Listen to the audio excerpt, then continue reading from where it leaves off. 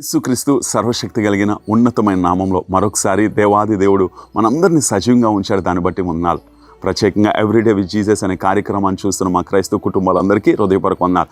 ప్రత్యేకంగా ఈరోజు మన కుటుంబాల్లో, ప్రత్యేకంగా మా పరిచర్యలో, మా కుటుంబాల్లో, మా యొక్క సంఘంలో పుట్టినరోజు జరుపుకుంటున్న వారికి ప్రత్యేకంగా శుభాకాంక్షలు తెలియజేస్తున్నాను. ఎందుకంటే మీ జీవితంలో దేవుడు మరొక సంవత్సరాన్ని ఇచ్చాడు.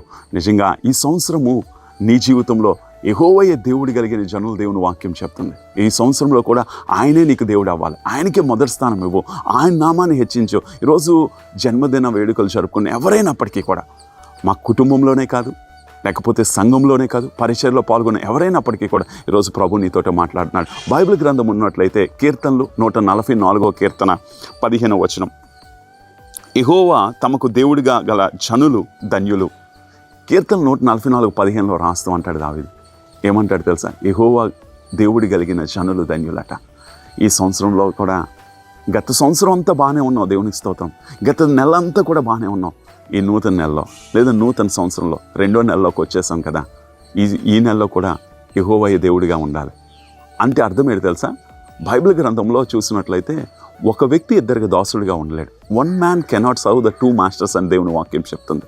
అంటే మనము దేవుడే, అంటే నా ప్రభువు, ఆయనే నా యజమానుడు అని ఎప్పుడైతే ఉంటామో, ఆయనే దేవుడైతే, ఆయనే రాజు అయితే ఆయన చెప్పింది చేస్తాం. అప్పుడు నువ్వు ధన్యుడు అవుతావు. ఆయన మాటకి అవిధేయతగా ఉన్నా, ఆయన మాటను విడిచిపెట్టినా, ఆయన మాటను పెడచెవుని పెట్టినా, ఆయన నీకు దేవుడు కాదు, దుష్టుడే నీకు దేవుడు. ఆయన నీ మీద ఏలుబడి చేస్తాడు. ఈరోజు ఈ ఉదయకాల సమయంలో ప్రభు నీతో మాట్లాడుతున్న మాట ఏంటి తెలుసా? యెహోవా దేవుడు కలిగిన జనులు ధన్యులు అని దేవుని వాక్యం. యెహోవా దేవుడు అంటే ఏంటి తెలుసా? ఆయన మాటకు విధేయత చూపెట్టాలి. ఆయన మాటని పెడచెవుని పెట్టకూడదు. ఆయన ఏది చెప్తే అది చేస్తున్నామంటే, ఒక రాజు తన సైన్యానికి చెప్తాడు, మీ అందరూ ఇలాగెళ్ళిపోండి. ఒక మాట చెప్పి నేను ముగిస్తాను, జాగ్రత్త వినండి. దావీదు రాజు ఒక ఉత్తరాన్ని రాసి ఉరియాకి ఇస్తాడు. ఉరియా ఎక్కడ తెరవకంట ఉరియాని చంపమనే ఉరియా చేత పంపిస్తాడు.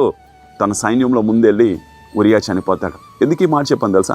దేవుడే నీ ప్రభువై, నీ రాజు అయ్యి, నీ యజమానుడైతే ఆయన చెప్పింది చెయ్యి.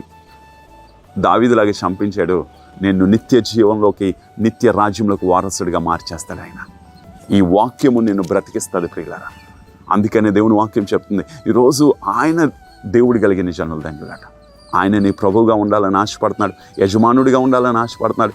ఈరోజు పుట్టినరోజు జరుపుకుంటాం ఎవరైనప్పటికీ కూడా దేవుడు నిన్ను, నీ కుటుంబాన్ని, నీ కుటుంబ వ్యవస్థని దేవుడు దీవించి బలపరిచి ముందుకు నడిపించును గాక. కళ్ళు మూసుకుందాం, ప్రార్థన చేద్దాం. మా తండ్రి, మా ప్రభువా, నువ్వే మా దేవుడివి, మా ప్రభువి, మా యజమానుడివి. మా మీద, మా పిల్లల మీద, మా కుటుంబాల మీద నువ్వు మాత్రమే ఏలుబడి చెయ్యుదువుగాక నప్పుకుంటూ యేసుక్రీస్తు సర్వశక్తి కలిగినాము ఈరోజు అంతా నడిపించమన్నాడు. నీకే మహిమ గంతా చెల్లించుకుంటూ యేసు నామంలో అడిగి వేడుకొనిచున్నాము తండ్రి. ఆమేన్. God bless you. దేవుడు మనందరినీ దీవించును గాక.